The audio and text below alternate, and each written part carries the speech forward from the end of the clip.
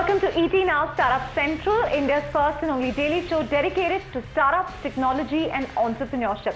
I'm Chandra Srikanth coming to you live from India's startup capital, Bengaluru.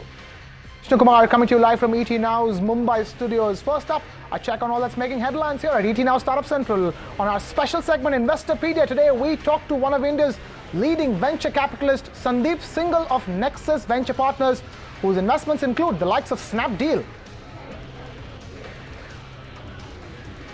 In the exciting space of messaging apps, Hike, that recently entered the Unicorn Club, had launched a video calling feature for its users. Bharati Group Sign and Hike's founder Kavin Mittal sees huge potential of adoption with the massive 4G push in the country. No startup event is complete without a pitching session, and that's what happened at the NASSCOM Product Conclave, which saw a live pitch session organized by the Indian Angel Network. We bring you 3 startups that made the cut from that session. And Intel India recently held a demo showcase for its first batch of startups from the Maker Lab program. The focus of this program is to help startups in hardware and innovation space to power the growth of products in the country. We caught up with a few interesting startups.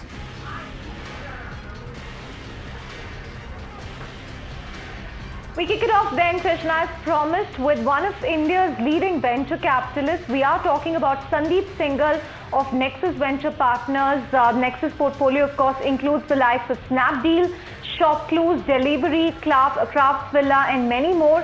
We really asked Sandeep Singhal about the current bets as far as NEXUS is concerned, if they will start investing in more India-specific business models, and also the future for the likes of Snapdeal and ShopClues at a time when Walmart and Alibaba are preparing for an India entry. Let's listen into what Sandeep Singhal had to say. We are a cross-border fund, so we have an office in the US as well. So in the US, we are seeing a big shift towards data-driven healthcare delivery. So we are looking at companies there that could potentially come to India as well. So whether it's cardiac, nephrology, oncology, things that are happening there which have relevance to India. So we are investing behind investments there. We've done similar things in the past with technology. So we have done Gluster, Cloud.com, similar models, but we're now applying it in the healthcare space. In India also, we're looking at the healthcare market. I think it's a big market. A lot of consumer, rupees go into that, and it's a relatively high growth market. Are there enough startups coming out of this space? Still early, I would say. Particularly from our standpoint, we are looking at companies that can show exponential growth and are capital efficient. So we stay away from hospitals. We've done IQ, which is an ophthalmology chain. So we will look at clinical services. So we are looking at other areas around that. Again, nephrology, dialysis is one area. Mental health. There are multiple areas that one can look at from that standpoint. And the fact that you're a cross-border fund, does it in some sense prevent you from looking at startups that are solving, say, India-specific problems, or leveraging the whole India stack, Aadhaar? That's a criticism against some VCs, that they prefer mental models of the West. Has that hamstrung you in any way? No, so I think so number one, the way we look at investing is a bottoms-up approach. So we are looking for the best entrepreneurs and what they are trying to build, and are they focusing on markets that are large enough. So for example, we invested in a company that was focused on engine control units for two-wheelers.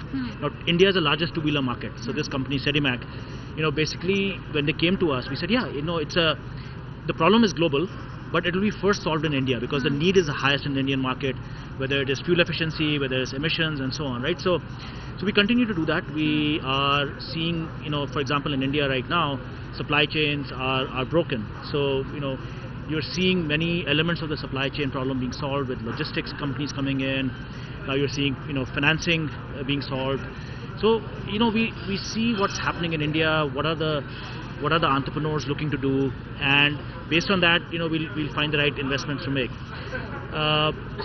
Will there be companies that are cross-border from day one? Yes, we do look for those as well, because if you can find a great entrepreneur in the US that is thinking about emerging markets from day one, we'll back them. Similarly, if you find an entrepreneur here that has a great product for global markets, we'll back them. So there's a company called Postman that we backed. The company had 600,000 users. globally when they came and saw us, and we said, yeah, this makes perfect sense. Right. So we will do cross-border and very domestic plays. Snapdeal at the end of the day was a domestic play. Right. In fact, coming to the likes of Snapdeal, ShopClues, people say that is there room for so many e-commerce players in the market? Now there's talk of Walmart's imminent entry and Alibaba's imminent entry. What does this really mean for your portfolio company? So the key thing over here is you have to think about this not just as e-commerce but as commerce. So retail more broadly. So Indian organized retail is a very small portion of the overall retail. And what are we doing? We're effectively making the existing unorganized retail, make it organized, make it competitive with. So both with Snapdeal and ShopClues, we took the approach of a marketplace, and the idea was that you have existing sellers all across India. How do you make them more efficient? How do you make them reach customers more easily? How do you bring them financing? How do you make the ordering process more easy, and so on? So we have taken that approach, and so if I look at from that perspective, the organized retail will continue to exist and grow, but the unorganized retail, if you can organize it, I think it is a even potentially larger market. So will it be a combination of what Jack Ma saying, online, offline, data and logistics for these Indian? Absolutely. So I think yes, at this point, if I look at it, Alibaba is probably a better corollary for than Amazon or a Flipkart when you think about a Snapdeal or a ShopClues. And my view is that once a seller is comfortable on a platform and they are working closely, and as long as the platform has enough users on it, the key thing is to make sure that the user is happy. So customers' sort of satisfaction is very important. Do you believe Snapdeal can still thrive? Yeah. So you probably heard Kunal talk about this, that our focus is more and more on both the customer satisfaction on the user side as well as on the seller side.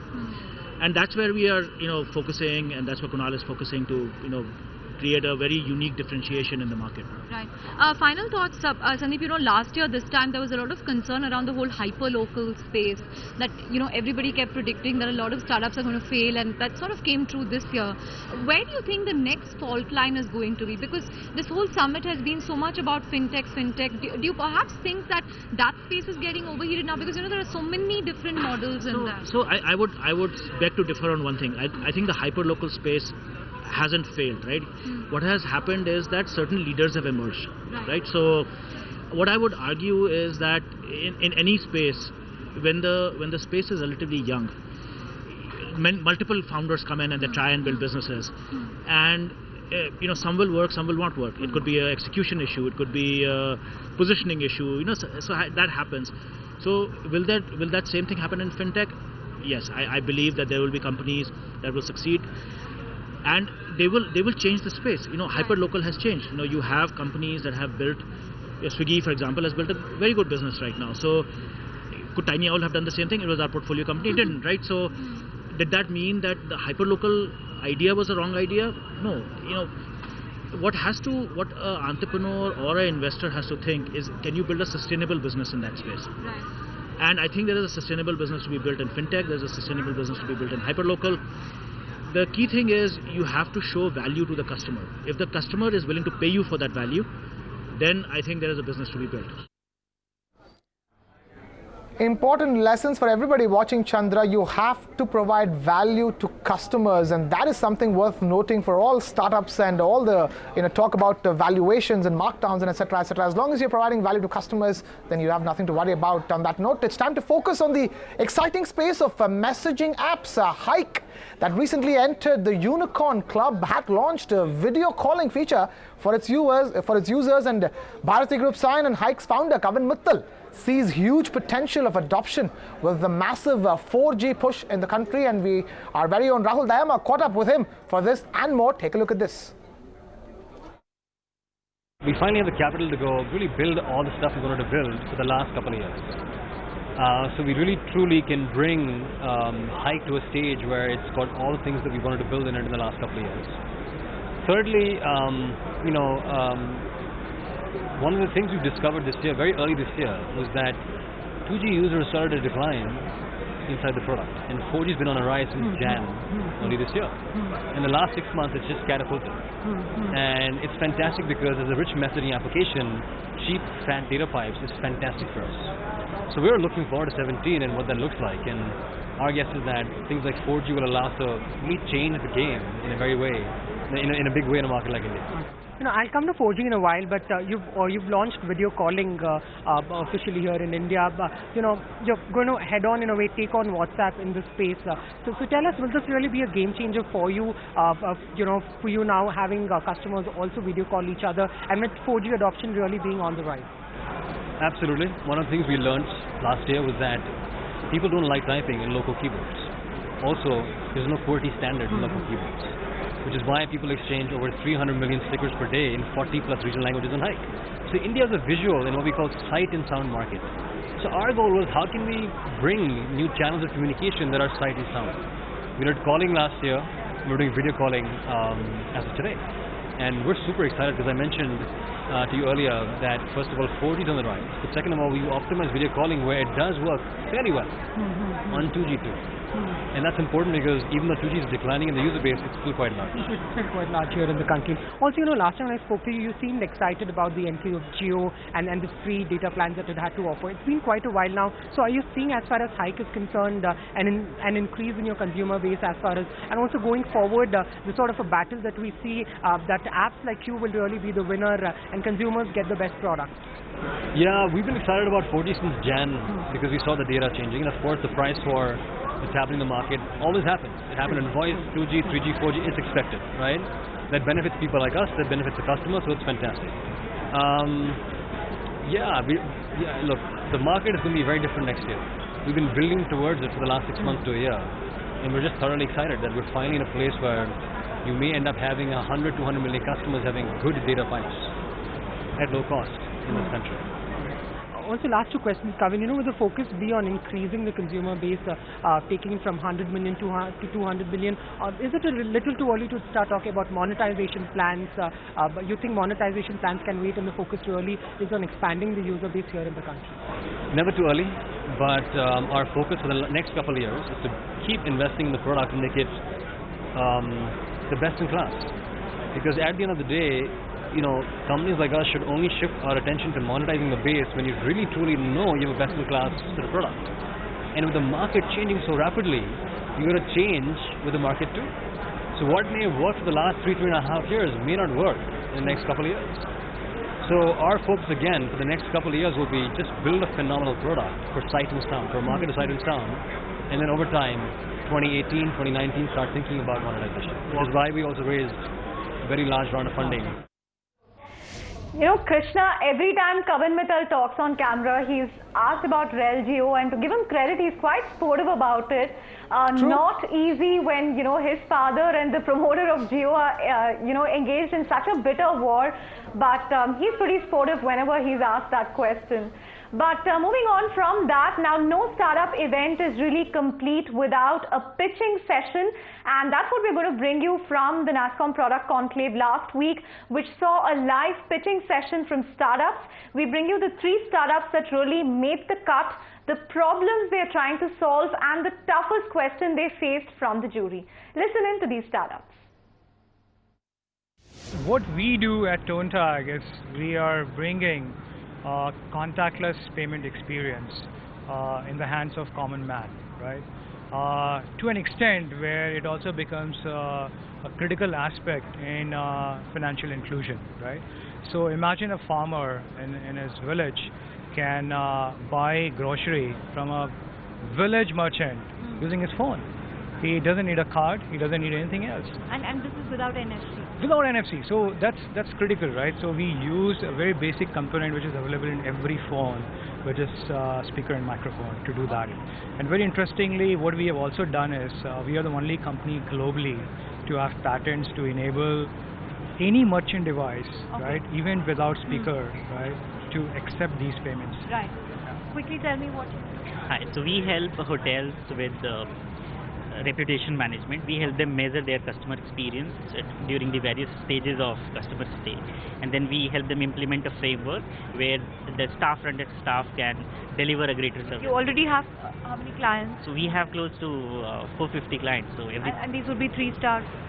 So not just 3-star, we also work with some heritage properties like ITC Welcome Heritage. They have around 40 hotels. Okay. What about you?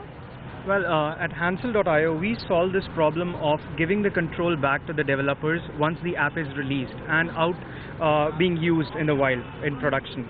So right now the process is that you have to go through the diagnosis process, you go through the QA cycle, then you push your app to the Play Store, which takes their own sweet cycle to review, and then there's no guarantee when the users will update your app, right, to fix issues if there are any, which there are plenty, they are in plenty.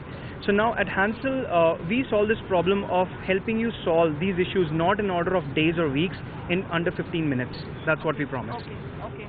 And now that you've been shortlisted among 3, what are the next few steps? Does this mean you get more FaceTime with IN partners to raise a round of funding? What really happens after this? Yeah, so funding is one aspect, but at least for ToneTag, what is very important, which we get from this forum, is the network, right? Okay. Is the people who we can partner and make this technology available to the masses. Right. What about you? So as Abhishek said, funding is the second part of the story, but it's important to get the right context and get the right connect, because for a growth stage startup, it's important to have the right audience. So with IN and NASCOM, I think we have got that. Okay. Well, 2 things. Yes, funds are important, can't live without money. But then other than that, visibility is also an important aspect, and that's what we are striving for. Got to meet a lot of interesting investors here, and a lot of interesting companies as well. So yeah, so that was the intent, and I think it's been captured. Right. Lastly, what was the toughest question you got today from the investors? I think the toughest and very important was that, what happens when you get rejected, right? Because that's something which startups founders always go through, right? And you will hear this story from every single founder. They get rejected, right? So that perseverance of staying and saying that, you just need one is very important. Right. I'll not say toughest, but for me it was the smartest question. One of the jury members, they validated if whatever we are trying to do is the right way to do it. I mean, are we doing some quick fix, or we are solving it permanently? Okay. Toughest, smartest? Sure. Yeah, so one of the interesting questions we got from the investors was, what if Google builds this product themselves? Now that was very interesting, and it comes as not as a shock, because of course we have thought about it, what to do in that case, but the way people think about technology from India, that started evolving, and that was reflected in the question as well. So I think, yeah, pretty interesting questions, and we do have backups. Chandra, I'm sure you had a ball of a time at that pitching session. It shows in the conversation you had post that. But it's time now on the show to finally bring in something that we told you about yesterday. And that is Intel India, which recently held a demo showcase for its first batch of startups from the Maker Lab program. The focus of this particular program is to help startups in the hardware and innovations space to power the growth of products in the country. Rahul Dayama caught up with some interesting startups in that. Take a look. I'm here at the Intel India Maker Lab Startup Showcase. So through this program, Intel really helps startups in the area of hardware and system innovations, really giving them access to their lab and providing them technology and mentoring support. So over 17 startups have graduated this time. So a whole bunch of startups in the area of healthcare, agri-tech. You also have e-governance, IoT, mobile applications really being at the core of this program. So it's interesting. There are a lot of interesting startups here, and as you can see, there are startups that are also giving solutions in the area of smart city, and how is it that even parking system management can be done better. Also, I have there's an interesting startup here that is in the area of pollution assessment and monitoring. Let's see, what is it that they do. They also have this device, and let's see how is it that it works. So this is a pollution monitoring device. This is very cost effective. We plan to install hundreds of devices across the city. So in order to monitor pollution, so that government can install these devices, then citizens can get the data. That we're not only just getting the data, it's about getting the information, the suggestions, the alerts and information. Whenever there is a pollution outside, so they will get alerts and notification. You don't need to travel, you don't need to go out, or what you need to do. You will find a personal level pollution exposure. Agro-tech has been a flavor here. This interesting application, farmers do not need internet, and it gives basic, information in terms of yield and harvest and how they can improve. So tell us, how does this work? They don't need internet really to... They really don't need an internet.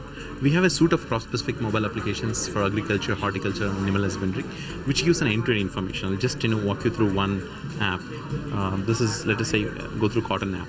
So it gives an end-to-end information about a cotton, right from introduction, varieties, how to choose our varieties, disease, and it gives an exhaustive list of information about diseases. If they click on anything, it gives an audio visual in a regional language. Also, one more interesting startup that has really caught everyone's fancy at this showcase is this startup called RX Labs. They actually operate in the flight simulator space. Really, would help in training pilots. And who did not aspire to really be a pilot once a point in their life. So this really gives you the exact experience of how a pilot would actually fly an aeroplane. And I think I should try my hand at this and see how this works. Hey, hi guys. Can you help us with landing now, just to get a sense of how this works? What we have here, the aircraft is 300 feet above ground, and we're almost on the verge of touchdown. So we just kept it frozen here for you. What we'll do is, the moment you have your hands in control, I'll unfreeze it, and we'll begin the landing and disconnect the autopilot, and let's see how you land and stop the aircraft.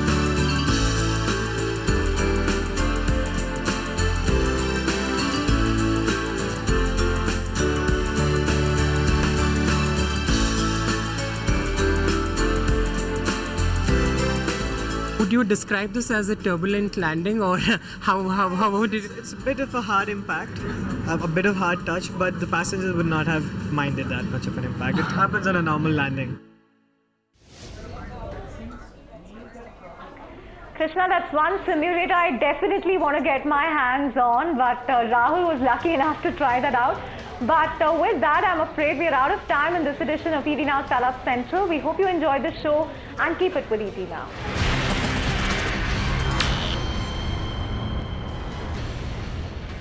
Find us on Facebook at facebook.com/ETNow, and don't forget to click the like button. You can also follow us on Twitter at ETNowLive. To stay updated with all our programming, hit the subscribe button on our YouTube channel by logging on to youtube.com/user/ETNow.